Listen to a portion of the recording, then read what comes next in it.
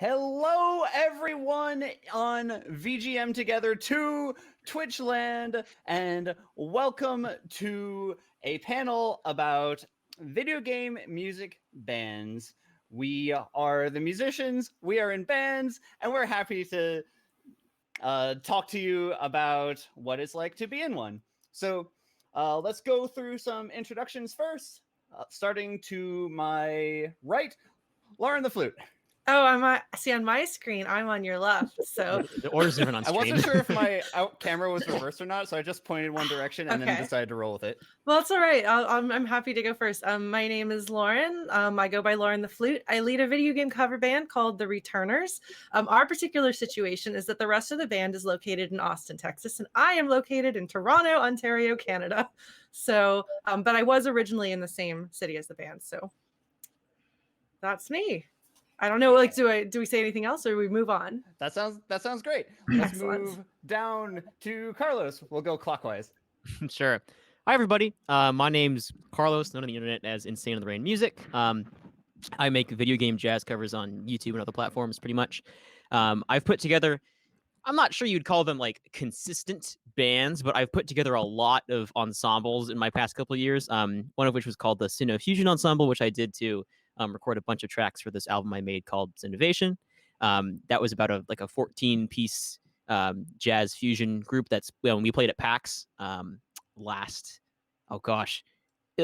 in 2020. We performed at PAX in 2020. Imagine performing at anywhere in 2020. Oh my gosh. I also put together this video called the Jazz Video Game Medley, which was I think a 60-person a 60 musician collaboration, which was like a 20-minute 3-movement jazz like big band plus strings medley of video game music. So yeah, bringing people together with video game music. It's really good. I listened to the entire thing on a 4.5-hour drive that I took recently. Oh, okay. Wonderful. Next, David. Hi, I'm David, and I play the ocarina. And love it so much. I started a band with 7 of them. And similar to Lauren, we are located all over the place. We have someone in Seattle, someone in San Jose, 2 people on the East Coast, someone Midwest. And the main way we would get together pre-pandemic was we would just meet up at a con like a week beforehand, practice our butts off, and then do our performances. But now we've been doing more online stuff. So excited to see how everyone else is holding together. Awesome. Also, congrats on your set, Thank you. Right before this. Hey. I made the mistake of not having coffee, so now I have this giant cup of coffee now. Oh, perfect. Yeah. Okay, Robbie. Hello. Hi, I'm Robbie. My name is Robbie Duguay. I am also in Toronto, Canada. I am a founding member of the Game Brass. So my real job is to write music for video games, and I decided to do it for fun too. We are a group of an increasing number of people with a core 6 or 7 people that has never lived in the same city, with the exception of, well, a couple of points across time. Whenever we've played together live has been things like MagFest, where we all meet up and try, like David, to madly practice, but brass chops allowing. And our band has been around for about almost 4 years now. Awesome. I can't believe it's been that long. Seriously. All right. And last but not rosiest, Rosie. Actually, I think I am the rosiest here. Oh, my mistake. You're right.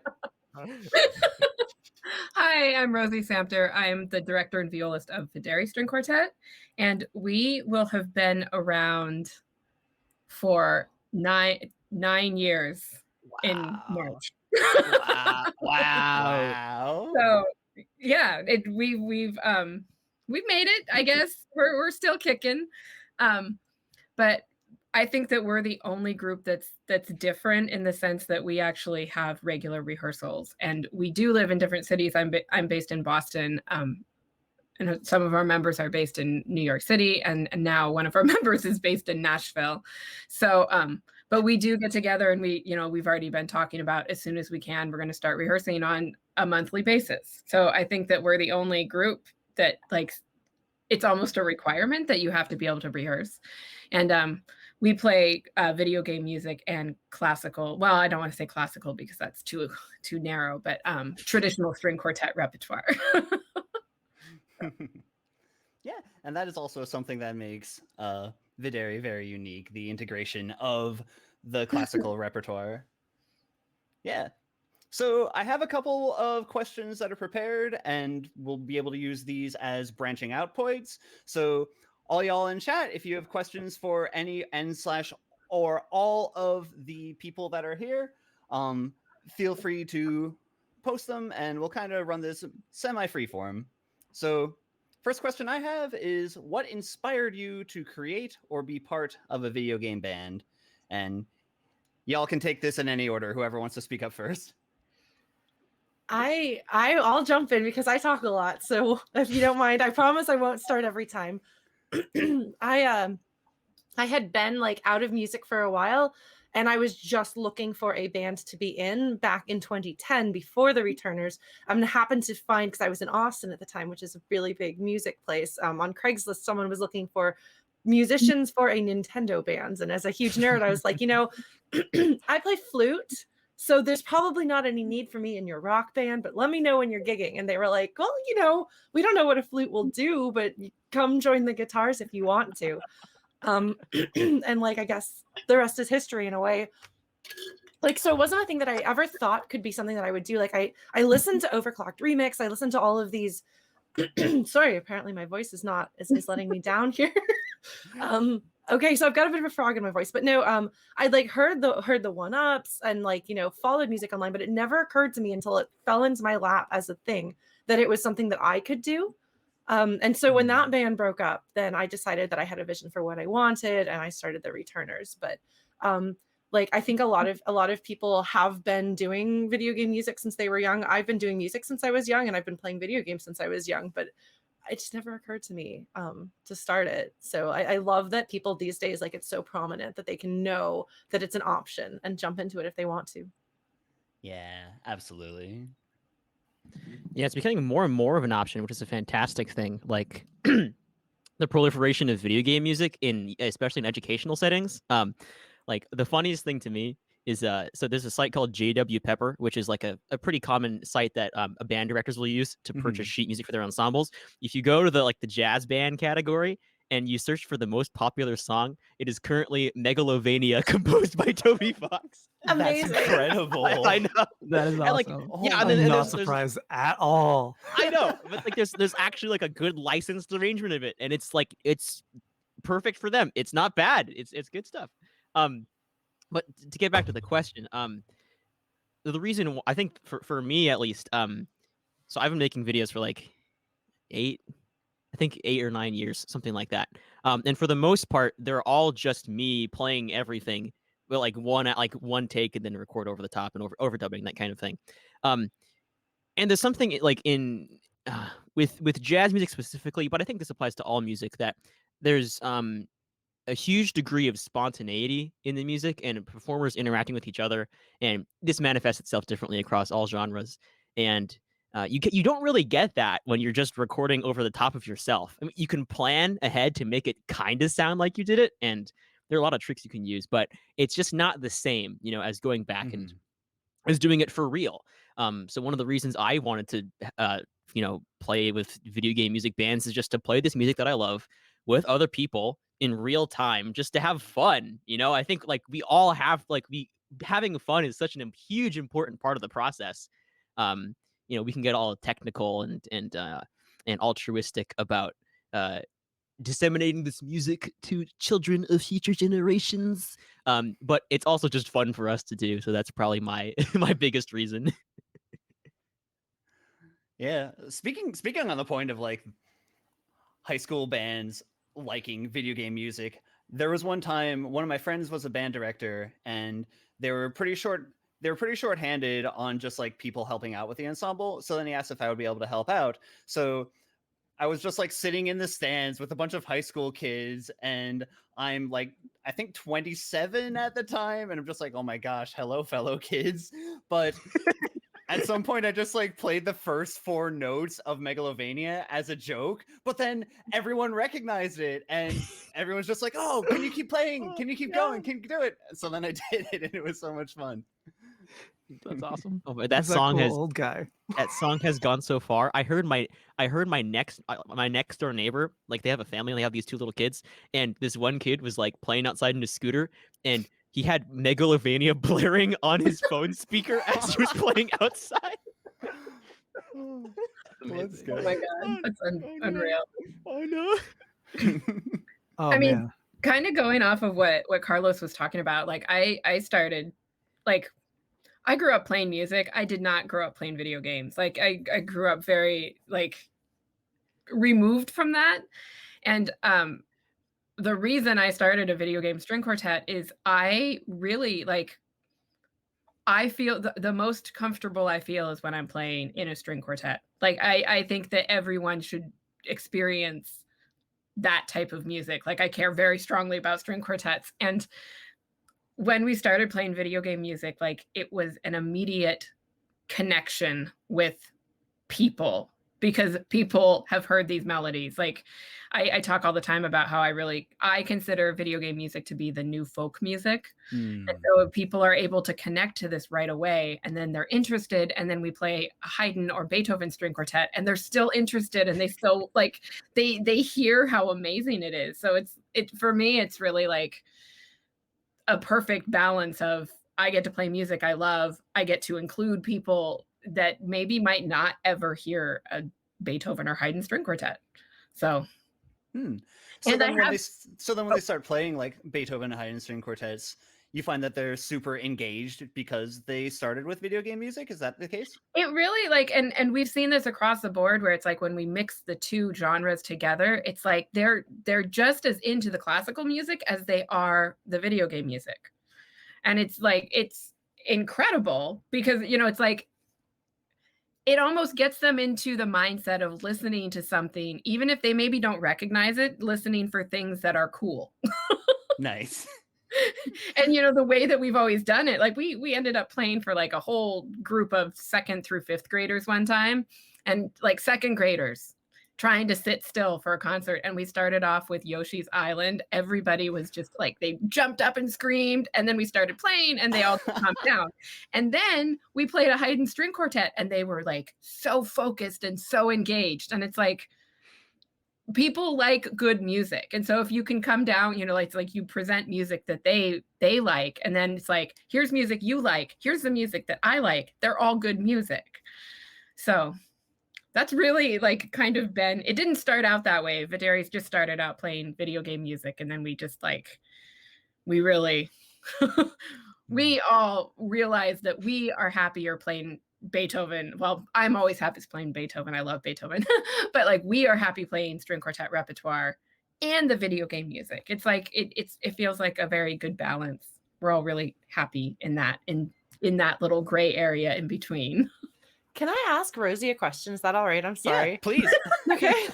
Well, I'm wondering because like you're talking about that, and it's interesting because if you were to sit kids down and be like, "Here is Haydn," they might not want to hear it. They might be like immediately like closed off to it or something like that. Because I know a lot of people who are like, growing up, I knew a lot of people who were like, "Oh, that classical music stuff, it's like dry and I don't like it." Do you think that like maybe playing video game music first kind of lets people know this can be for you? Like puts them in a mindset that they're welcome to enjoy classical music too? Yes, absolutely. 100%. Because I do think you're right where classical music is a trigger word for like stuffy recitals where you sit and you don't, it's like we played, we play at schools pretty often. We played a Star Wars arrangement, and like, classical music, we are still classical musicians, and it's hard for us to deal with people like clapping in between movements. Like it's something we can never outlive. And it's like, I'm ashamed of that, but it's just, I've grown up with it. And so it's like when I told the kids, I was like, when you hear a melody you recognize, just like wave your hands around. And it was the best thing we ever did, because you would just see like, when, the Alderaan theme comes on, you just see all these hands. And the kids were so excited because they were engaged, they were part of the music, and it's like they were able to let us know. And that's what kids want. They want communication. And but what was really interesting about that is we played that, and then we played Britain String Quartet. And when the kids liked something, they would wave their hands, and it was like, I just got a bunch of kids engaged in Britain, and I'm really proud of that. So anyway, That's awesome. That's awesome. That's great. It's almost like you legitimize the instrumentation for them. And then it's like, okay, it's okay to like this. And then that sort of extrapolates out into more music. It's funny, actually, our whole band story kind of bounces off of that. So I took 12 years off from playing the trumpet. Like I played in high school and then I didn't touch it again until 12 years later. Sorry, I'm revealing my age here, but whatever. The thing that kicked us off was I had gone to MagFest where I met Daniel, and I had seen the VIDERI String Quartet performing at that show. And the light went on for me, like, oh, this can be a thing. And so, long story short, Daniel and I got to talking and said, what if we played our brass instruments together? It does look different than VIDERI because, we're never together. And I knew that we could sort of lean on the production background of people. But, seeing that a video game chamber group could work was the kickoff point for us. So I thought that was really cool that you're not just, inspiring little kids to enjoy all kinds of music. You're also legitimizing chamber music for the rest of us. So it's pretty cool. Man, like Robbie told me that at the last MagFest that happened. So a year ago from January, he told me that he was inspired by VIDERI, and I was like, oh my God, that's like, it feels really weird, but also good at the same time because I must say that I always they formed, and I heard you guys at MagFest. I think that's the first time I heard you, and I loved it. I was like, this is great. And I always try to poke the game brass, and it's like, oh, the game brass is just a wannabe string quartet. And they're all so nice about it that they're always like, oh yeah, we know. And I'm like, come on, fight back. We're still trying very hard. Exactly zero of our I'm just trying my best. Is there so there's I'm hearing there's a band battle. You guys are sworn enemies? Nemesis? Yeah, it's like a rivalry with compliments. I'm trying to start because it's me, and it's like I like to create drama, and I was trying to start this little friendly battle, and it's like they're always like, oh no, you guys are great, and it's like they are. They are. You feel the same way about them. So my band had a rival band, and we wound up touring Florida in their vans. So clearly that's in your destiny. Oh, Okay, I want to hear from David as well, because with Ocarina specifically, a lot of people get into Ocarina and know that it exists specifically because of a video game. But I know you've also gone around to schools and gotten to show more of the instrument.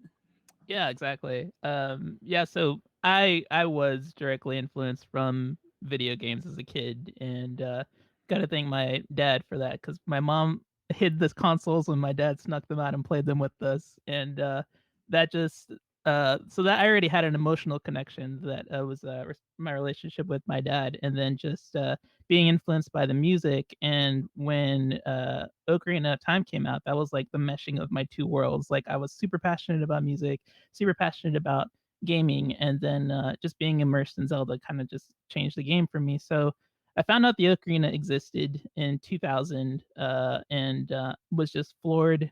I think I cried, and I just had to have it, and got my first Ocarina. And after I dropped it and had to replace it, I just started collecting them and finding out more about the history of them, and then discovered that the instrument itself isn't actually that old. The Ocarina is only about 175 years old, where its ancestors go back about 12,000 years. And so this iteration that was used in Zelda was born in a little town called Budrio, Italy. And every 2 years they had this Ocarina festival where they invited people from all over the world, and including ensembles. And I discovered that the Ocarina was intended to be played as an ensemble instrument. So it was kind of modeled after woodwinds, in that there's a soprano, altos, tenors, basses, and there was originally a quintet, so there was 5 ocarinas, and they kind of that balanced out the range problem because an ocarina only has about an octave and a half, and so just hearing like how intricate the arrangements could be and the textures with just this dinky little flute really blew my mind. And for years, I discovered this in 2011, and it was just in the back of my head. Really want people to know about this history, in addition to the Zelda background. And so just over the years, I started traveling more, and I started working with an ocarina company, Songbird Ocarina, and they would have me go to conventions and do like workshops at schools, and I would just interact with people who were also equally passionate about the ocarina. And so I started meeting all these fantastic players, and was just like keep in touch with them in the background. And one of the first people I reached out to about starting a septet was Jordan Moore, who is a genius arranger and fantastic performer. And I just kind of threw it out there and was like, "Hey, we should probably try to make this happen." And he was still, I think, a freshman in college at the time, and so I knew it wasn't really that possible at the time. But then I started meeting more people, and as we got a little bit closer, friends, I was like, "Jordan, we should really try to make this happen." And so I started reaching out to friends who were some of the best players I had met around the country, and I was like, I don't know how this is going to work, but we should try to meet up at a convention, and just see how it goes. We'll show up a week in advance, and we'll just we'll drag out some of Jordan's arrangements and just try to play as many as we can.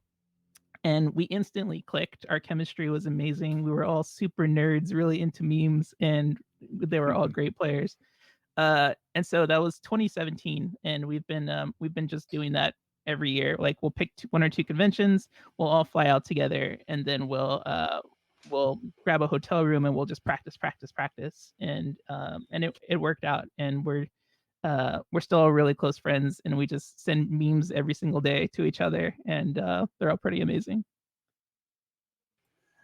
That's awesome that a lot of what inspired you to get started was specifically the history of the instrument. And I know that's like contrary to some like the stereotypical uptight classical perception of like video game music is distinct from real music. They can't integrate. But in reality, like the fact that you're able to get it together specifically to pay homage and respect to the history, as well as like finding a roster of some of the most talented players throughout the entire country, really shows how like great the community is for this. Yeah. And actually, I'd like to add something to my previous story, just based on what David said. One of the big inspirations for us was the Canadian Brass, which is a group that we're constantly striving to be like. I got to see them when I was in high school, and it was very formative for me. And seeing, so much like a string quartet, a brass quintet is a standard instrumentation that has existed for many, many, many years. And so we sort of used a little bit of VIDERI and a little bit of the Canadian brass as sort of the template for what we wanted to have the band look like. Yeah, agreed. So I saw one of the questions, go ahead. The chat, that I really liked because I have a really funny story about it. And it's, how do you find people that you are comfortable enough to play in a band with? I had that one written down. I saw that in the chat. I was just about to bring it up. I'm so glad you're on the same page. It is a great question. Cool. And so I'm just gonna go. But because I play in the classical music world, playing the viola is my job. So it's like I meet people. And so I actually, the first iteration of VIDERI String Quartet was kind of a conglomerate of people that I was in a string quartet that toured Cyprus with a pop singer. And so when we came back, some of those people I drew from. And then Eli Bishop was an original member. He's back in the group now. We're so excited. But he was an original member. And I met him in the hallways of Berkeley at a recording session. And I started talking to him because he had a Violin Ninja sticker on his case. And I was jealous there was not a Viola Ninja sticker. And then it gets even better. So like we start talking and I look down and I realize his hands were like covered in blisters, like here and here was just raw. And I was like, you're a violinist. What is going on? And he goes, oh, I'm practicing clapping to beat the Guinness Book of World Records. So he did. Yeah, by, he like, did. a lot. So anyway, that is how Eli and then I happened to mention, because like we had an issue with one of the violinists and I was talking to him and I was like, yeah, this violinist doesn't really want to be in the quartet. And Eli was like, I love video game music. I saw you play in the video game orchestra and that's why I went to Berkeley. And I was like, hey, you want to play with us? So, and then he ended up living on our couch for 3 months moving between Boston and so it's like, not only did we become very comfortable, but he became a temporary roommate. It was great. And then another, I can keep going because it's ridiculous. Iterations of groups change for a lot of various reasons, but we were looking for a violinist because one of our violinists moved. And so I was like, and I played a recording session and there was this violinist in the section and I like was very aware that he had this beautiful sound. And so after the session, I didn't know this guy at all. I just walked up to him. I was like, hey, do you want to audition for our quartet? Because we're looking for a violinist and I really like your sound. And he was like, okay. And like I told him about the quartet and it was right before Christmas. So he's like, I'm going back to Kentucky to spend time with my family. And he's like, and then let me think about it and get back to you. And while he was home, NPR did a little segment on video game music and they played our music. Oh, the cat's out of the bag now. NPR, awesome. I want to try out. So it's like really you know, and you end up like at this point now, you know, it's like, because a few years ago we needed new violinists and I found Mateus as a suggestion through Doug Perry because I was like, I need a classically trained violinist that likes video game music. So then, you know, we played one concert with Mateus. He drove up from New York. I always get it confused. And it's like the first rehearsal, we're like, sold. This guy is perfect. He's amazing. So he was a perfect fit. So it kind of like, it's just,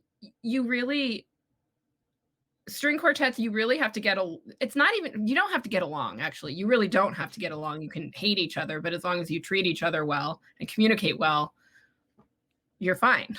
You know, it's like, but you have to have similar goals and you have to be able to blend sound.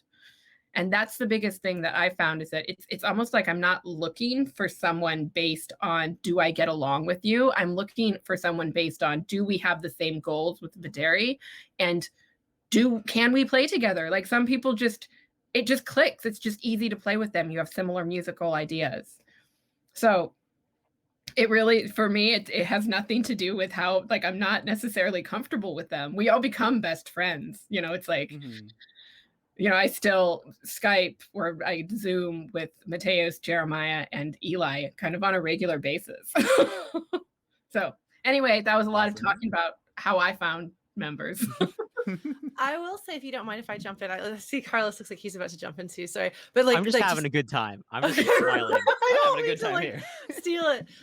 But like, so I've been in bands and like guested with bands and stuff a lot. And on the subject of chemistry, like I think a lot of it has to do with kind of like the way you approach things, because you can have like performance chemistry that is maybe stronger than your personal chemistry, and depending on what you're doing with it and kind of how that goes, like you can get by with that. But for me, like a band is kind of like a family, but it's a family you get to choose. And having known people in and had experiences where sometimes things have more tension. And then now, like my bandmates, we played at like a little tiny convention in like Central Texas, and they didn't have anything else for us to do once we finished playing, so we went back to the hotel room and just like hung out for hours. They're like some of my favorite people. They really feel like, you know, my siblings, and I love them. And I would strongly say like depending on what you want to do, because like I feel like there's kind of like almost a certain professionalism that maybe people in a string quartet have, where like, you know, you're used to thinking about your music as a job. So perhaps like if you're like, you know, it's like you can have a coworker that you professionally get along with, but maybe you wouldn't want to go have lunch with all the time. And I feel like, I mean, I'm super happy that you guys are all really close friends now, but it sounds like that's not essential. And it seems more like it's like that kind of like we're working towards a common goal. Whereas for me, I'm like, I want my family, and like our music is very, very hard because we play exactly like note for note what is written in the game, and they're not designed to be played by real instruments. And so auditioning, because our guitarist retired, we had to get a new one. We're like, how on earth are we going to get someone who can play that stuff? And like it could have been very difficult to find somebody who both had the skills and also personality that was compatible. But for me, I honestly feel like priority wise, I feel like you can work on skills more than you can work on becoming friends. So that would be my priority. But I think that they're all valid choices. And so if there's somebody in the audience who's thinking about like, you know, I want to start a group, take these different experiences that both Rosie and I can bring to the table and talk about, and ask yourself, like, what do I want? What are my expectations? What kind of environment am I going to be playing in? Like, we were also local for like the first several years that we were a band before I moved. I think 5 years. I think we were a band 4 or 5 years before I moved. And so we saw each other every month, at least for practice. And so we would like have to shut ourselves down from talking and be like, no, we got to work. We got to actually practice. And for us, that's what we wanted. Whatever you want is valid. It's just, I would definitely recommend asking yourself and being intentional about that. And I do want to say, like, I want to kind of bounce off what Lauren said too. I agree with her 100%. You have to like, you have to know what you all expect out of the quartet and what you, or I'm going to end up using quartet because that's what I play in. But like, you have to know what the expectations are, because if one person doesn't take it seriously, it's a huge problem.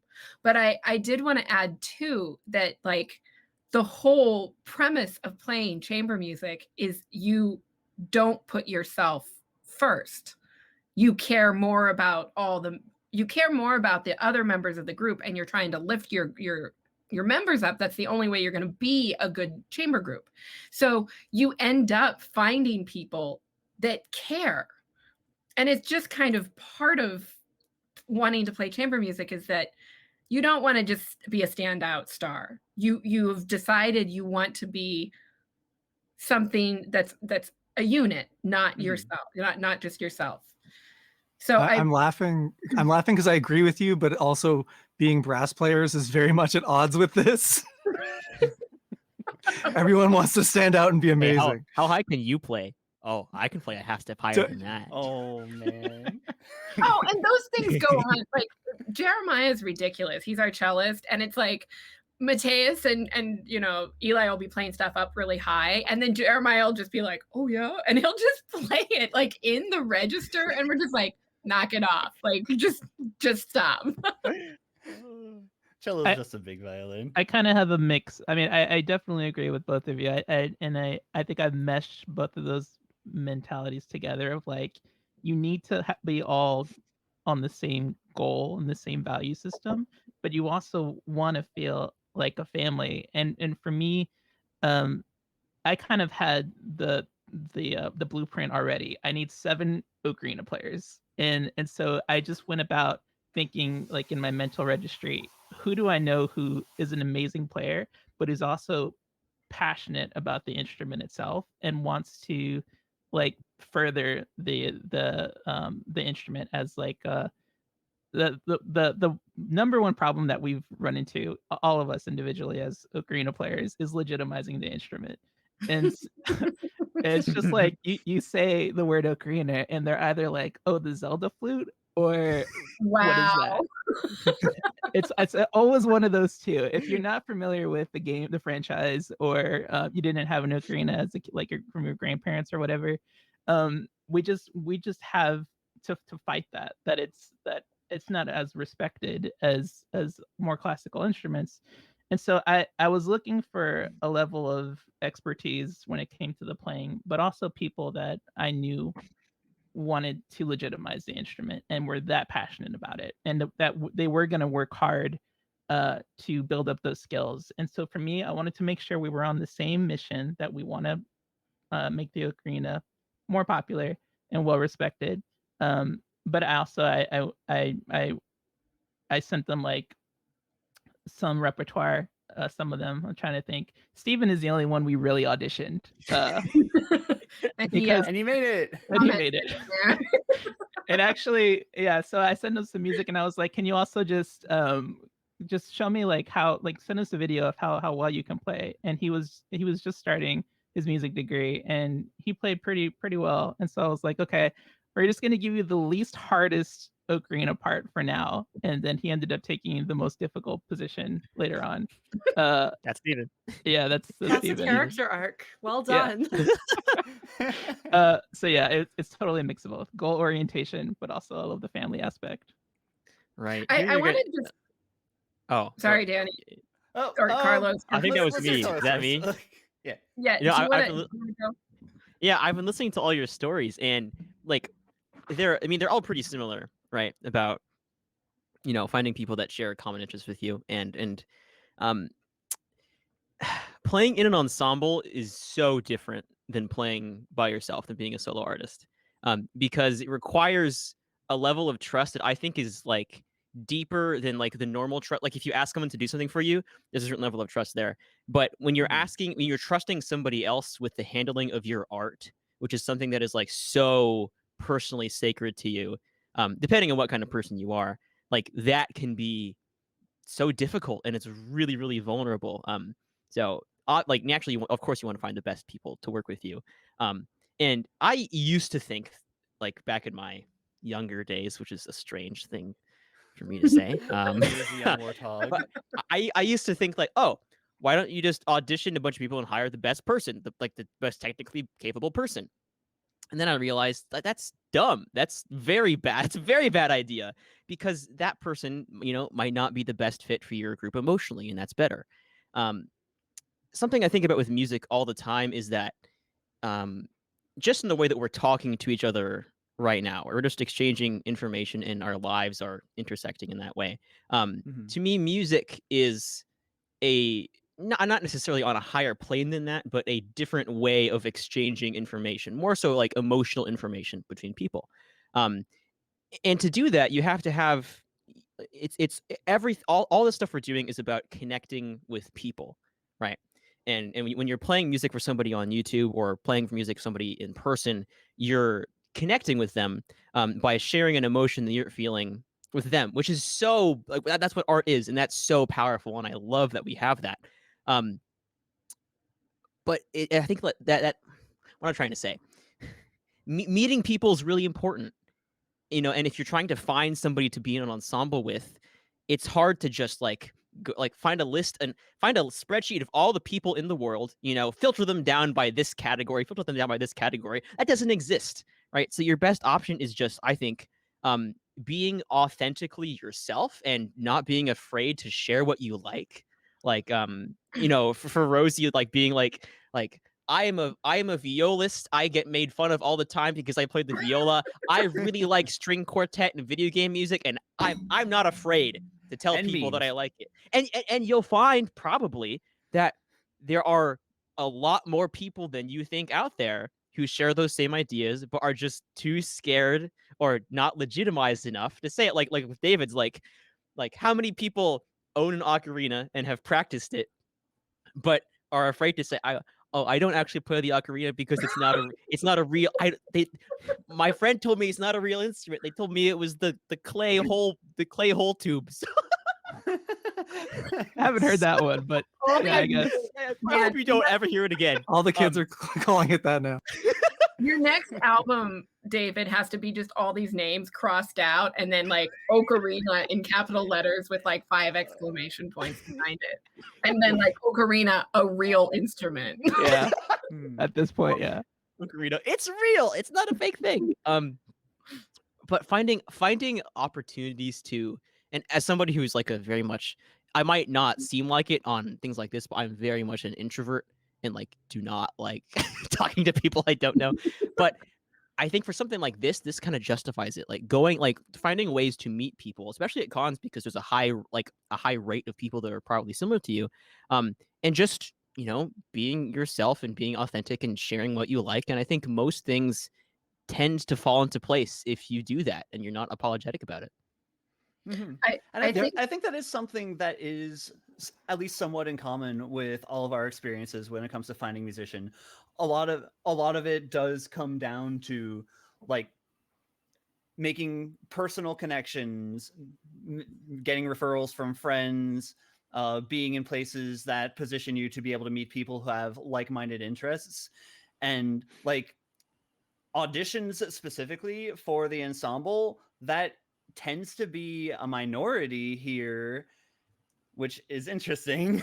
We actually, when I first started the Returners, so my bandmate Wedge is in chat. Hi Wedge. And so I knew Wedge through mutual friends when I decided to form my band, and I knew the drummer and guitarist. They've since retired, but like when we started the band, like I'd been in a band with them previously, but we were like, we need a bassist. We posted on Craigslist. And we auditioned some, including one guy who was like had like really violent thoughts because of Metal Gear Solid, and I was like, doesn't seem like a really good like fit. But like I love our bassist, we call him Danger. I love him to death. He's fantastic. He's incredibly talented. But he was just some random person who saw a Craigslist ad and came out to audition along with a bunch of other people. And he's such a great fit. And when we wound up having to get a new guitarist, we auditioned some folks who were like friends of friends or from places like that we didn't necessarily know. And like we held auditions. There's one guy, like, you know, bless him, I was really, really proud of him. He was new to guitar and he was like, I just want to audition and I know somebody in this band. Our music is very hard. It's not good for beginners, but I was excited that he came and auditioned. But yeah, we held auditions. You come at this time, you learn these songs, you play this for us and with us, and we'll know from hanging out with you and also jamming with you kind of how it feels. So like you can still make, because like I'm the one who said like they got to be my friends, I got to feel like family, but we still did like cold interviews with people, cold auditions. So if you can meet good people that way. And like even Yeah, so, I want the sorry. hangout part is also important. Okay, go ahead, Robbie. Yeah, I just want to add something. I saw some stuff in the chat about like, oh, I can't go to a con. I've never been to a con. How do I start a band? Like you are at a video game music convention right now, my friend. Yes. We have a wonderful Discord where I guarantee you, if you start talking about the projects that you want to be doing in the panels discussion or music discussion or whatever channel you should be in Discord, you will find like-minded individuals. And it might not mean that you then start, you know, the VIDERI string quartet from this convention right now with those people, but take the steps and don't feel like you are held back just because you're stuck at home right now. We started our band remotely. It was a matter of finding like-minded individuals, like Lauren was saying, and also finding people who could record remotely from the beginning. We knew this was how it was going to be. So if you can work out that as part of the baseline of starting your project, whatever it might be, do it. Don't hold back. I would also add, sorry, but just real quick, that it really helps if you start putting your own work like up on YouTube or Instagram, and that's how I discovered Jordan. Was he was posting his own YouTube covers, and Ella, she was posting on Instagram, and I just happened to be following them, and so I reached out to each of them individually, just like, hey, I really love and respect your work, and I would be cool if we could put this thing together. So just you putting yourself out there allows people to find you, and likewise, it's almost like it's your back catalog that you can send to other people and be like, hey, this is what I do. Would you be interested in starting something? And I would also want to say, like, because I know some of you have like gone through music school and met fellow musicians at school. Even if you're not going to music school, if you're in high school or you're like some other major in college, like that's a great opportunity to meet people, find the nerds in your music group or the musicians in your nerd group, and you know, talk to the people around you, talk to coworkers. Some of the people that we auditioned were like coworkers of band members or friends. If like you don't feel like you can find someone online and you want to do something in person, like you don't have to have a YouTube channel. You don't have to be established, and you don't have to find people who are. You can also just go digging around in your backyard. I mean, probably not literally, unless I don't even know. But like I have you can a very find people large out there. backyard, by the way. Dig Doug I dig cover. it. So I just wanted to add the one tiny little thing. It's like, Lauren, we started like when we first started auditioning people. Actually, I wanted to say one thing before that, and that I think it's really important to recognize and to like come to terms with the fact that your group will not remain the same. It will grow, it will evolve, and it will grow, and people will leave the quartet and people will come into the quartet, and that is natural. And so it's like you can't be too attached to that specific iteration because people's lives change. So it's like you do have to be able to, and it's like you don't have to stop being friends with them. We had a violinist, actually the one that I met at the recording session, he like 2 years later decided quartet life was not for him, left the quartet. We're still really good friends. I talked to him yesterday. But what I was going to say is that we started out by posting auditions, and like we would be like, you were going to play this and come prepared with this. And we ended up not liking that. And now it's almost like we do sneaky auditions where we're like, hey, let's read some chamber music together. And it's like, that's the best way. And it's like, we don't even tell them we're auditioning. And then later we're like, so we liked playing with you. We have an opening. It's like a secret society. You like welcome them in. Yeah. You've been nominated. So, because you really find the people that fit. Like it's really it's like, right away. It's definitely. Yeah. Even with us in our cold auditions, like, you feel it. We've got chemistry. Yeah. I did see a question in the chat about how we were rehearsing safely during COVID, and the answer is we are not. There you go. So that's a good segue. That's a good segue into the next thing I want to talk about. So some of us had formed online exclusively, and then there are others who have played together in person before, such as like Rosie and Carlos in the context of the fusion ensemble. So I want to talk a little bit about the online side of what we do. How do we remain in contact with the other bandmates? How do we make sure that the projects that we take on are moving forward? Bring up some questions like that. So I'm just gonna throw my 2 cents out there, because like we were rehearsing twice a month, like intense rehearsals, and it was great. We were all really excited. We were talking about touring, and then COVID hit, and it's like that got taken away. And not only did that get taken away, but it's like all of my live gigs and all of my opportunities to play music with people, which is what I've been doing since I was 4 years old, was removed from me, and it was traumatizing. And so we actually all learned how to record online and recorded our first remote album, which is super delayed because we didn't realize how many problems we were going to run into, but it is done. It's being mastered. Nice. And will hopefully be released soon. But we like, and I think a lot of it was me, because I do struggle with anxiety. And then when COVID hit, my anxiety went through the roof like everyone else. Oh, yeah. So, but we actually sat down and we decided, we're like, okay, we need to work at maintaining communication. So we are very active in Slack. We talk frequently. We have channels that are just like random things. And we actually will call each other on Zoom and just talk. And it's not about Videri. It's about like, hey, how are you? What's going on? And we really want to, our goal is to start playing Jackbox games. And so we may be reaching out to different bands to like do Videri plus other band Jackbox. Videri versus? I don't think versus. Like we real rivalry. And you also adapted by doing more online recording and posting collabs. I learned so much in like a week. It was like, and Robbie, like I was like messaging Robbie like the whole time. I was like, how do I edit? I bought microphones. I bought a new computer to record. I'd never recorded myself professionally before, but it's like I had one of my friends who's an audio engineer. Like I put him on my dresser and Zoom called with him, and he told me how to set up my microphones, and I would record and send him a recording, and he would give me feedback. So yeah, we did adapt. I'm actually like, so the other thing too is I just got my vaccine yesterday, and I am like a little bit feverish and really sore, but super excited.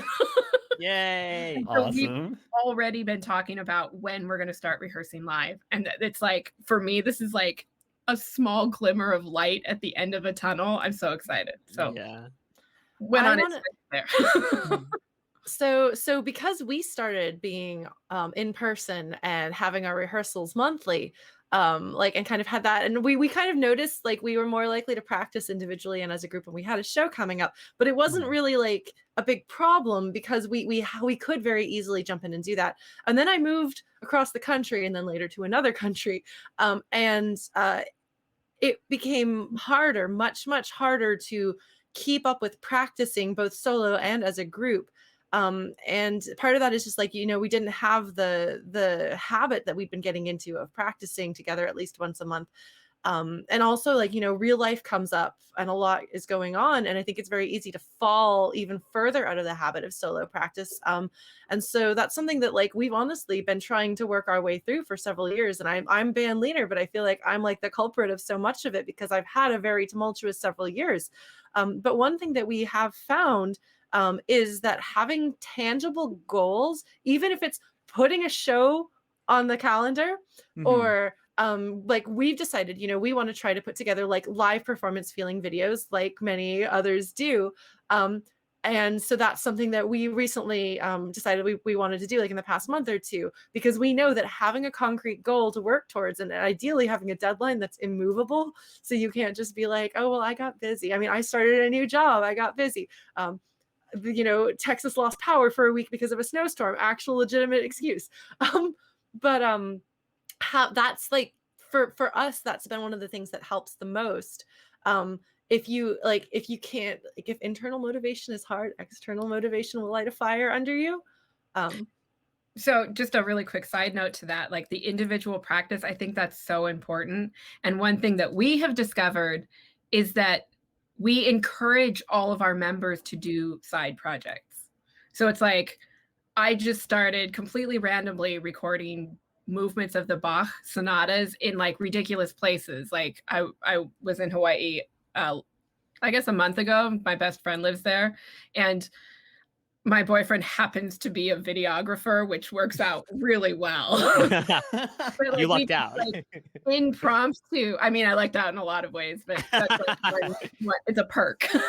But we impromptu, like, we were on top of a volcano. We were on top of an active volcano. It's like, let's record some Bach here. And it's like, now it's like we're already planning like where we're gonna go next. And it's like, this is making me excited to practice my solo repertoire. That makes the group better. So we all actually encourage each other to do things like that. And it's like we support each other and help each other out in our side projects. And I think that makes the group stronger. Yeah, on that note, half of our band does remote recording pretty regularly. Jordan and Steven each are always recording stuff for their YouTube channels or for like materia projects or things like that. And then the other half of the band, we've just had to like play catch up and trying to help each other upgrade our equipment and stuff. But we've also been heavily inspired by the Game Brass and just how in sync you guys are all the time. Your videos are beautiful, and Thank you.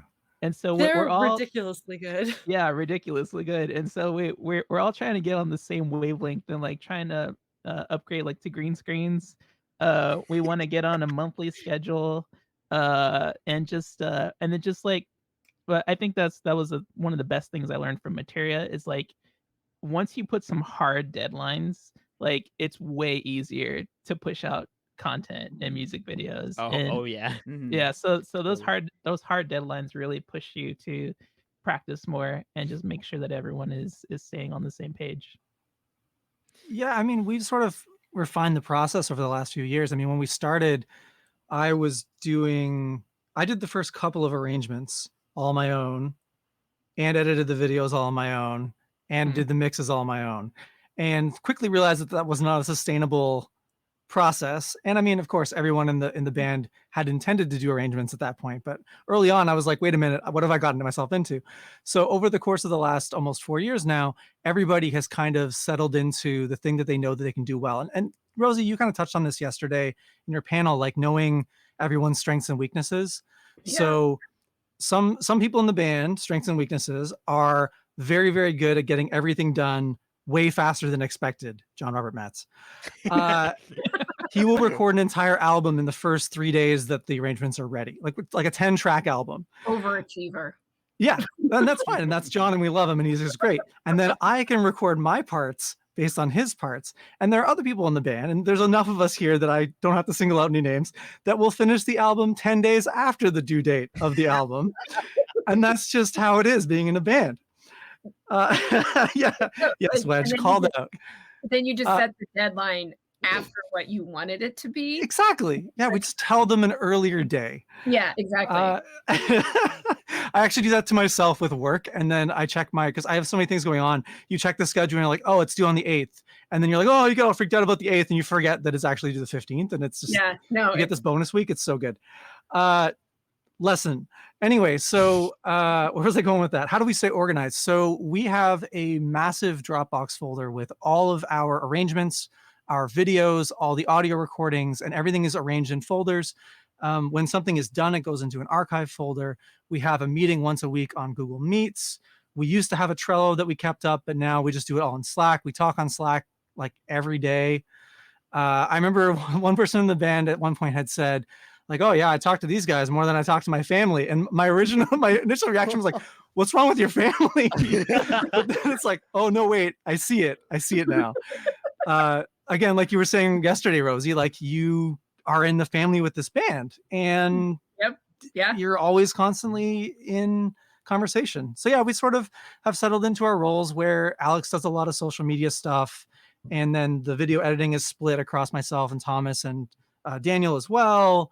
Everybody has sort of refined their recording process based on feedback from the rest of the band, and it once you sort of settle into the process, it's refined and smoother.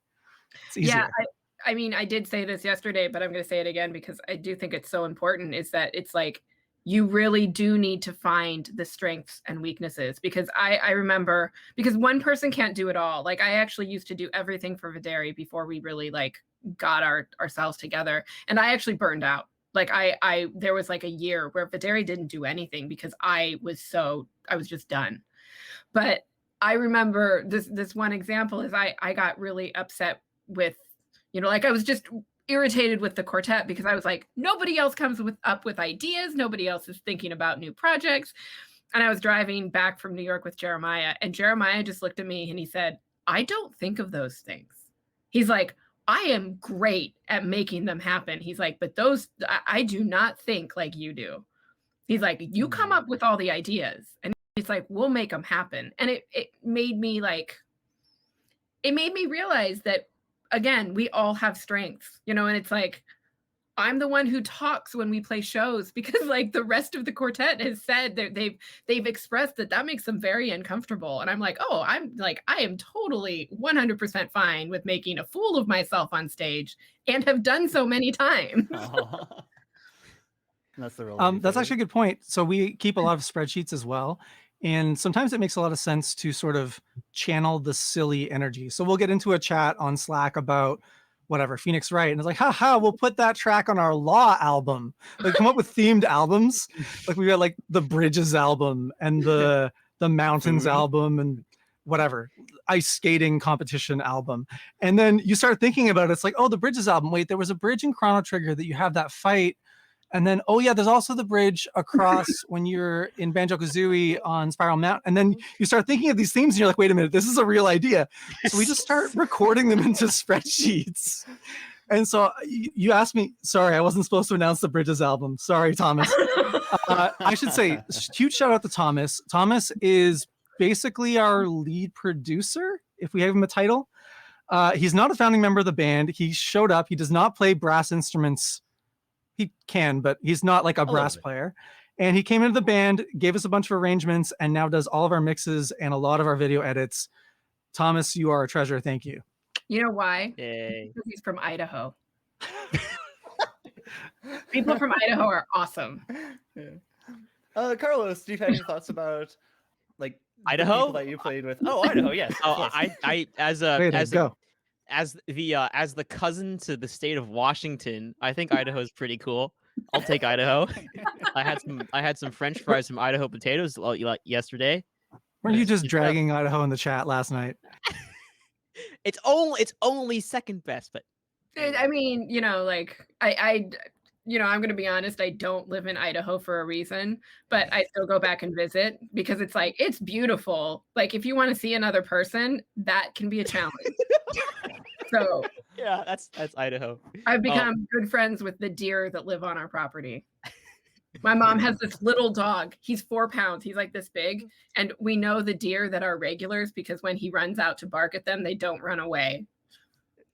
They know. They're like, the 4-pound monster is coming out. He's not going to do anything. Oh my goodness. Oh my. Oh my goodness.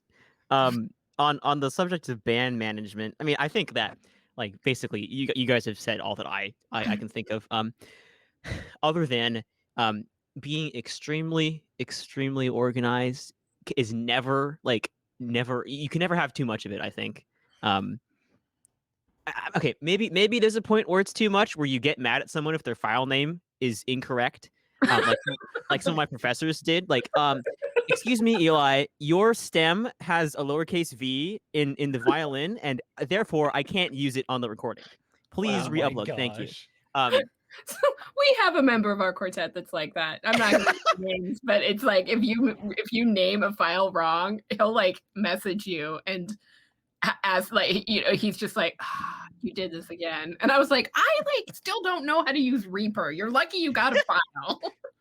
What we've discovered is the first person who drops their takes in the folder, everyone is going to format it that way. Oh, okay, well, that's how we're doing it this time.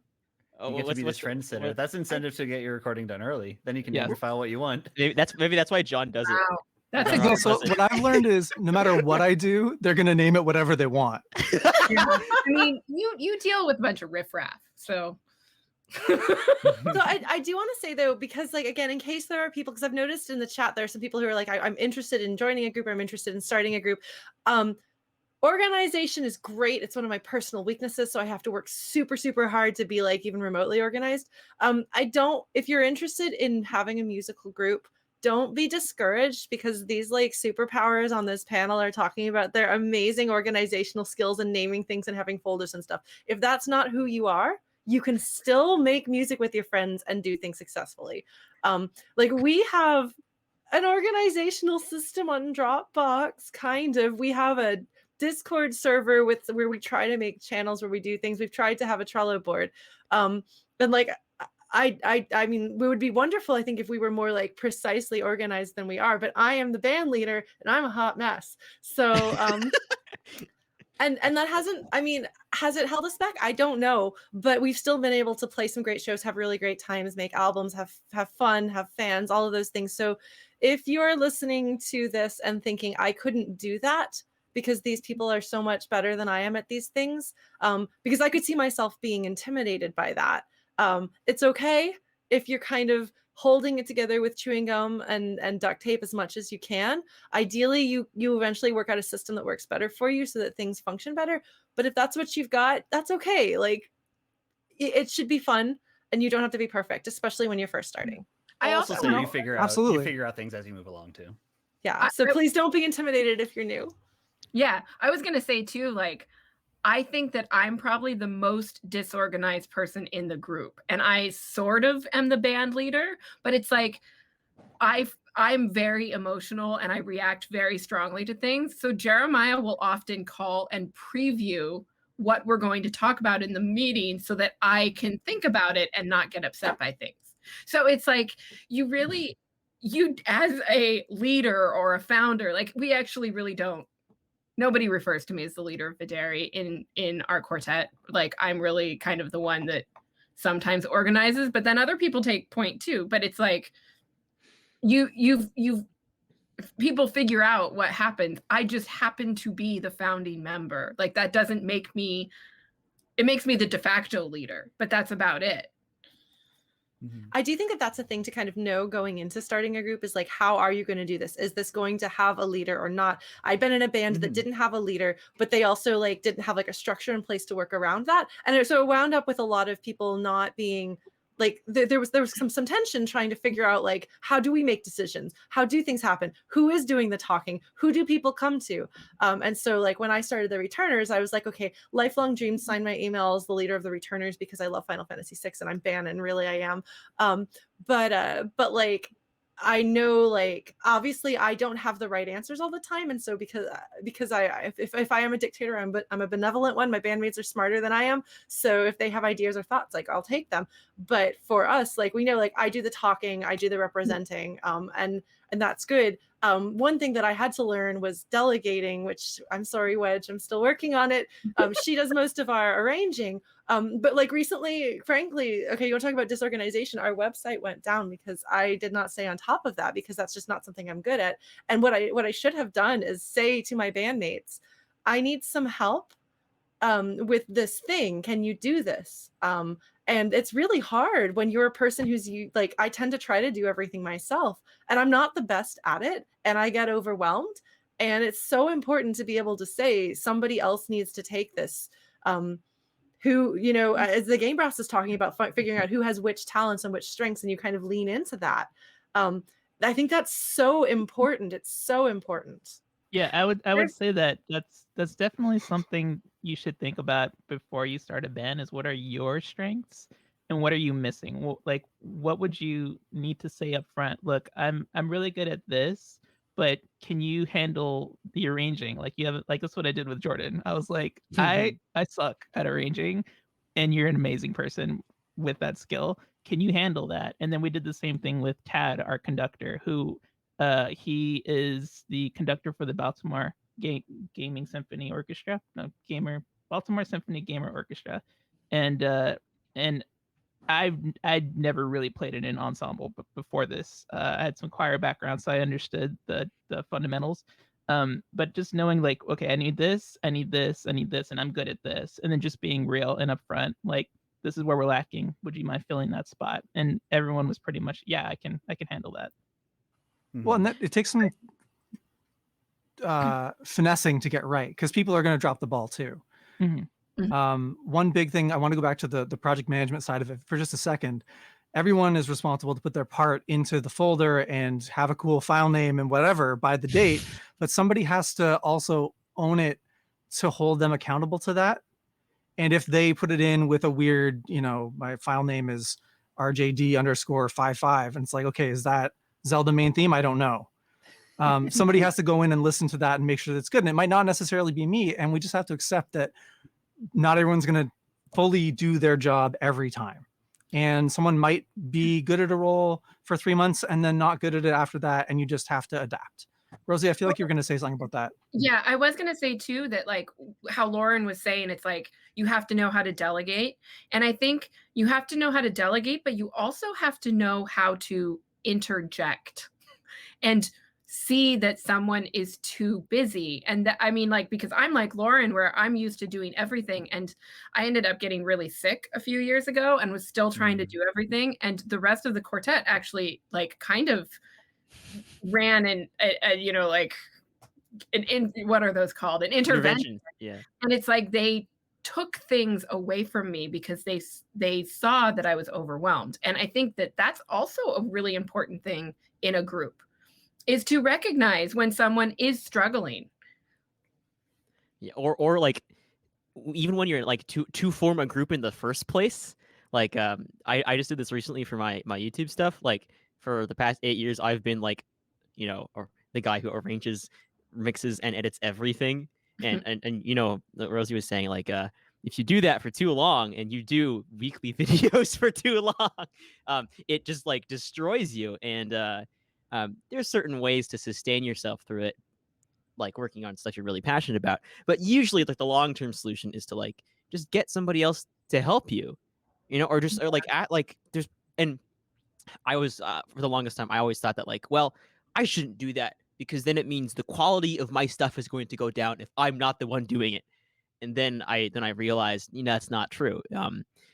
If anything, it would be better, because then you're not, like, the time you're dedicating to this area is being removed. You can spend more time doing that. And then somebody else who is not you and has so many different perspectives, has gone through a completely different life than you have, you know, they add just the fact that they are involved at all regardless of their actual skill expertise, adds so much, because so often we're stuck in our own heads and we see things has to be done this way only because it is how I know to do it and how I've been doing it for the past however many years, and just that's something that groups are really great with. I think is you don't get stuck in your own head as much because there are so many other people who will call you out.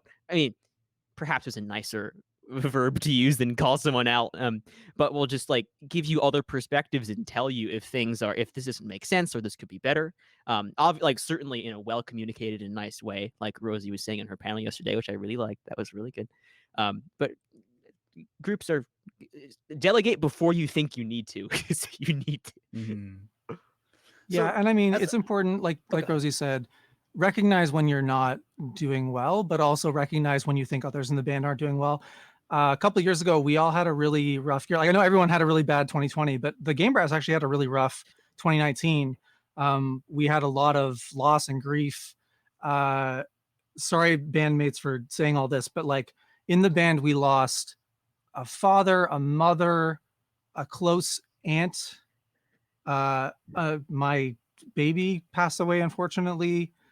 I think a grandparent, and like, so everybody in the band like lost and had a really rough time at some point in 2019, and you can't. And in some ways I was able to, throw myself into recording stuff with the band. Same for the rest of the guys too. But, like John Roberts saying in the chat, everything is real bad, and you have to recognize your own limitations. And is this band or whatever the project is it going to help me to get over this time? Is it actually making things worse for me? Am I, regressing in my like ability to function as a human? This is just really extreme examples of saying like, know yourself and know your bandmates as best you can, because it's not always going to be the same system. And as a result of that, it did help during those moments that we had such a close relationship with Slack, and we could just very easily say, hey, I'm going through this right now. And then it also helped that we had a lot of overlapping skill sets. So it's like, okay, totally. Robbie's busy with a personal situation. I'll do more on the video editing side, or like Thomas will do more on the mixing side. Just being able to cover for each other was a big benefit there. Huge. And goes back to what Rosie was saying about being in a band with your family. And like Lauren said too, like you depend on these people like they're your own, and they're the family you choose. And I want to just add one more thing really quickly too. It is totally okay if one person or yourself needs to take a break from the group. It's like, we have talked about that and people have gone on sabbaticals, and it's like, that's fine. Like that's a healthy thing to do. 100%. So it's like to recognize and to really like, again, you just have to support each other, and you have to feel safe knowing that if you are like, guys, I need a 6-month break, that they will, you won't lose your job, basically. So, I mean, sabbaticals, breaks, they're great. I think that's, you have to recognize that being in a musical group is incredibly difficult, because here you are playing extremely emotional music, sharing like everything of yourself with these people. And sometimes you can't handle that and need a break. Right. Speaking of break, this was full when this panel started, and I need to use the restroom, so I'll be right back. David, don't turn your camera off, please. I'll be right back. Okay. Carlos, I was going to ask you when... Oh, he did turn his camera off. Okay, I think bye, Carlos. Communication. I mean, sorry. Bye, David. Okay, bye. He's like, See, Carlos. bye. No. Well, Carlos, now that you're getting more people involved, like on the production side, I know how personal like art can be to everyone, but especially to you. Did you find it hard to let go of your baby, essentially? Oh yeah, I still haven't. It's funny. Like, I still haven't let go of my baby that I accidentally birthed 9 years ago. That's a weird. I'm not way sure I of saying understand the analogy. I won't bother to explain it. But I think that, well, as long, I mean, like, maybe I should extend the analogy. Like, if you you know what, I'm not going to do it. I'm not going to do it. It is a phrase. The important thing is that other people can help you contribute to your vision more than you think, like more than you probably think they can, right? And for the longest time, like I said earlier, I was like stuck in my own head and thought that it had to be done this way because this is what I think is best, and therefore it is best, right? Which is in some cases is true, right? There are some areas in which you may have expertise and you might think like my judgment skills here are appropriate. But in other situations, you might just you don't know what you don't know, and you don't know all these perspectives that people can offer. And I would probably hazard to guess that most of the time, you know way less about anything than you think you do, you know. So once I realized that, I was like, it wouldn't be the worst thing. It wouldn't be the worst thing to have somebody else do this. And obviously, giving up control of something to someone you trust is really important. To someone you trust to have handle handle these important duties. I've been having Julia Henderson do some of my mixes lately, and she performed yesterday, and I trust her with my mixes totally because of the work I've seen her do. We get along super well, and it's a very very like open and honest communication. I mean, like we're really good friends, pretty close to family at this point. But it's important to be able to communicate openly.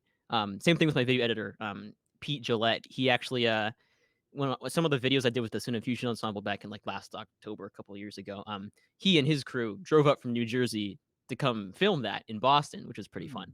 On the subject of honesty, though, like I think who was saying it in chat, Wedge, I think, was saying appreciate the honesty and vulnerability on this panel, and I think like that's super important. One of the things I love about this community so much is that this like we're not like I think being vulnerable and sharing your feelings to whether it's like people you don't know. I mean, with some ramifications, like you don't want to like give your address to people you don't know, but whatever. But like being able to share like your emotions and your honest feelings with other members of your band or just like people who are watching the panel is just like is so important. Because I said earlier, everything is about communication, right? All this boils down to humans communicating between humans, right? And if you're holding something back, and you know when you're holding something back, when you're holding a feeling back, it's just all that's doing is, while it's like maybe perhaps protecting you in the short term, if you don't like sharing it or being willing to share something like that, one improves the relationship and also just enriches everybody's discussion. So I think it's really important, and I think we're setting an example of this as being forthcoming and honest about our experiences here, with the intention of educating people to what it's really like and our real experiences. And there's nothing wrong with having embarrassing or bad stories. You know, it's just how it is, and we should be happy that they even happened to begin with. I think there's. Oh, no, sorry? you go. I've talked a lot, so I mean, I've talked a lot too. That's kind of what I do. Welcome back, No, David. I Sorry. feel like, and this is part of, I feel like I come in, and I don't mean to seem like I'm like the negative voice here, but I do think there's a tendency on social media, intentional or otherwise, for I mean, you hear people say like you're comparing yourself to the highlight reel of someone else's life. And one thing that's really important to me personally is to be like honest and real about that, and when things work or don't work, because like we obviously want to present ourselves well. But we also want to like, we don't want people to get an incorrect assumption of what's going on around them and then compare themselves unfavorably and wind up feeling like they're a failure because they're making mistakes. And so like I definitely, like, I've made a lot of mistakes leading my band. There are things that I have regret about, but like the worst thing that I can do is hide that. Like when like I mentioned that our website went down, and my bandmate gave me the benefit of the doubt and was like, oh, this must be a mistake. And I was like, no, this is something that I struggle with. And I had to come clean and say, I really struggle. Like, you know, maybe I have ADHD, I don't know, but I really struggle with these things. And all these other times and in the history of our band that I have forgotten something and pretended that I didn't, that was me pretending because I was afraid I was afraid of opening up about something that I struggle with because I felt like that would let you down. And like whether you're talking about your bandmates who are your family, and you do have to trust each other, and that has to go both ways. So I think that honesty about that sort of thing is really important. But also, like, I'm saying this to all of you to know that because I mean, I feel like my band has had some pretty cool experiences, so I think I can safely say like we've managed to do all right despite this. But even as a band that's done some cool things and had some luck, there's still been a lot of mistakes along the way, and that happens, and it's okay. My bandmates, like, they forgive me, they love me. We try to do our best to help each other. Like, this community, I think, is so much that. So if you're thinking about starting a band and you're scared about it, chances are high, like, for example, if you wind up connecting with people from inside this community, that you will wind up with people who understand and forgive and have that kind of care and compassion and openness that really I think is essential. I cannot emphasize the compassion enough, because having been in the same boat, I know the shame of like being late when it comes to like like online collaborations and having to say, "Hey guys, this came up. I need more time." And so I can feel that when another member is having something going on in their life and they're not responding to the chat. So I have to PM them on the side and be like, "Hey, is everything okay? Do you think you'll have your part in on time? If not, totally fine. Just let us know so we can make those adjustments." And that's something that you also have to keep in mind, is that like everyone is saying, people, especially those people who love you, are going to be more understanding than you are giving them credit. And Absolutely. and so just allowing yourself to be vulnerable is, I think, extremely key when you're going to be working with a group this closely. And I want to comment on that vulnerability as well, just because this is one of the things I feel so strongly about, is that I kind of never expected to be somebody that people would recognize for doing something. And it was the MagFest 2020, before the world fell apart, where Robbie told me that he was inspired to start the Game Brass because of VIDERI. And then actually Eli Bishop told me that he was inspired to start, what's his band? The Hit Points. And it was like, it was actually a really difficult time for me because I was struggling with a lot of challenge, like emotional and mental challenges. And it made me realize that it's like, people, like, I need to be vulnerable, because people, like, when I always used to look up to my favorite string quartets, and it's like, I think there is one string quartet who I'm blanking on the name, but it's like, they all hated each other. Really? And I would have never guessed. And it's like, they had so many issues outside of performing. And it's like, to realize that it's like, it's not easy. You know, it's like, none of us got here easily. And it's like, being able to be open about that and to talk about that is just it makes you human. And it's also like, you never know who needs to hear, like, I have a really hard time with this, like, or I have struggled really, really deeply with this issue. You never know who needs to hear that, and who needs to be like, oh, you struggle with this, but you still do something that I want to do. So I love that. From a humanity, I don't know, like, I've always felt that. And I can't tell you how many times I've had, you know, like, when I get the courage to come up and talk about something that's really personal and really difficult, so many people come up to me afterwards and talk to me about it. And they're just like, I completely understand. You finally, like, hearing someone else legitimize a feeling that they might be ashamed of is just really important. And that's something I've always really respected Lauren about, is the ability to be so vulnerable. And I can see how the community responds to that. Not just your bandmates, but as like fans, I think, and even just like relationships in general, it's so much easier to strengthen those relationships when they see that like you're not uptight, or that that you are willing to share something that's so intimate, and that they feel like, okay, this person is trusting me with something that's so personal to them.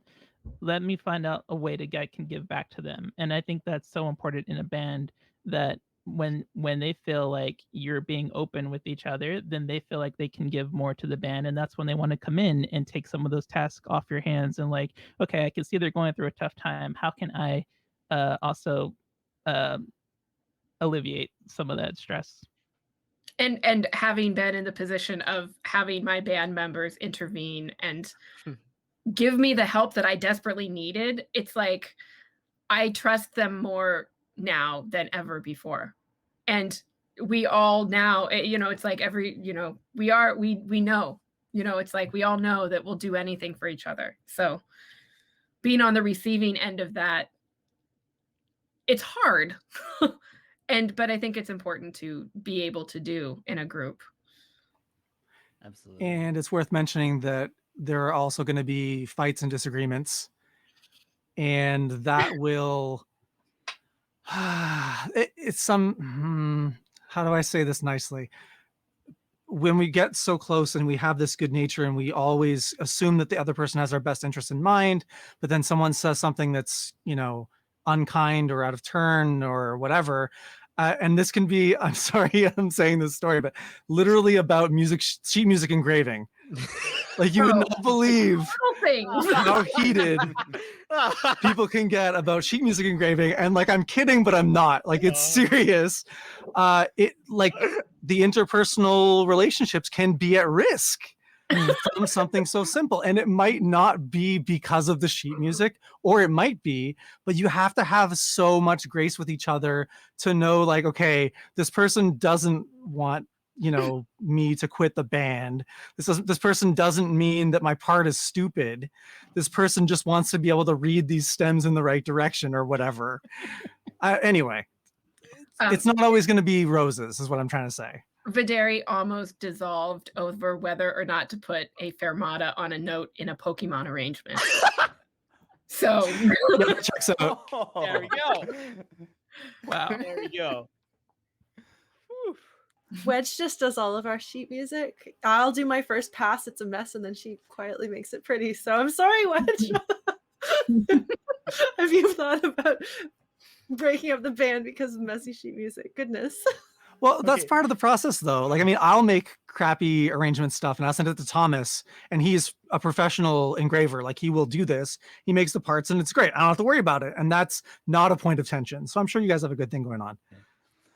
We have about 4 minutes left, and I just read a good question in the chat. Hyperlight Drummer asks, are there specific aspects in which running a VGM band is different from running a non-VGM band?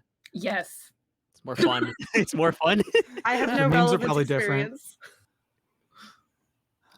I mean, I can say a little bit of this because I have been in both video game music bands and non-video game music bands. And coming from the classical world, it has been very difficult because when I first started Videri, I had so much pushback from the classical world. Like I heard from other people that some of my former teachers were bashing Videri. They didn't know I was in Videri. Wow. And there was a lot of, and so like trying to switch, for me, it was trying to switch from a non-video game music band to a video game music band. It's like, you don't even know where to start. Like, how do you get to play conventions? It's just a completely, and like, we actually were looking for a manager and went through a bunch of managers, and like, they did help, but it wasn't exactly what we needed. But it's like, there are no managers that know how to manage a video game string quartet. And we've asked people, like I've reached out to Jason Graves, like, I can't remember, Greg O'Connell, like to ask him about things. And it's like, again, like these people are like, well, you're actually doing better than I think I would be able to help you. So there's this challenge of kind of having, for us anyway, having to figure out your own way, and to like, nobody else has done it before. So you have to figure it out. I definitely agree with that. There's a lot less precedent set for a video game music ensemble. I had previously been in a 10-piece funk band before being part of the Game Brass. And with that, I found a lot of what was different was how like the music creation process worked, in which everyone had their own individual thing that they wanted to contribute, and it became a bit of push and pull about how many ideas we can possibly integrate and make them sound like cohesive. Whereas my experiences with like the video game music group and with the Game Brass specifically, it's a lot more organized and it's a lot more structured. I was actually going to say that I think one of the things that we found the most difficult was timelines, because like classical music series book a year out. Like we usually know our count, like a classical string quartet will know its calendar a year out. And with video game music, it's I'm not kidding when I say this. Hey, do you want to come play in Austin, Texas in 3 days? Yeah, I don't know what I'm doing in 2 weeks from now. Right.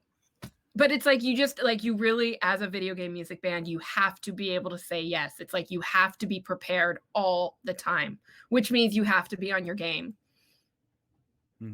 I can't tell you how many family reunions I've like skipped out on because suddenly something comes up and I was like, I have to go to this place and do this thing. And my mom is always like, I understand. My mom's great. Yeah, it definitely helps to have a lot of the support on our side. Okay, so we're about out of time. So first of all, thank you all these panelists. It was such a pleasure getting to hang and talk about video game bands with all of you guys. Twitch chat, thank you all so much for hanging out. Whether you're in a band already, whether you're a musician, or whether you're interested in forming a band, I hope that getting to hear all of our different perspectives was useful and informative for you. And lastly, thanks to VGM Together for having us, and hope you all enjoy the rest of the con.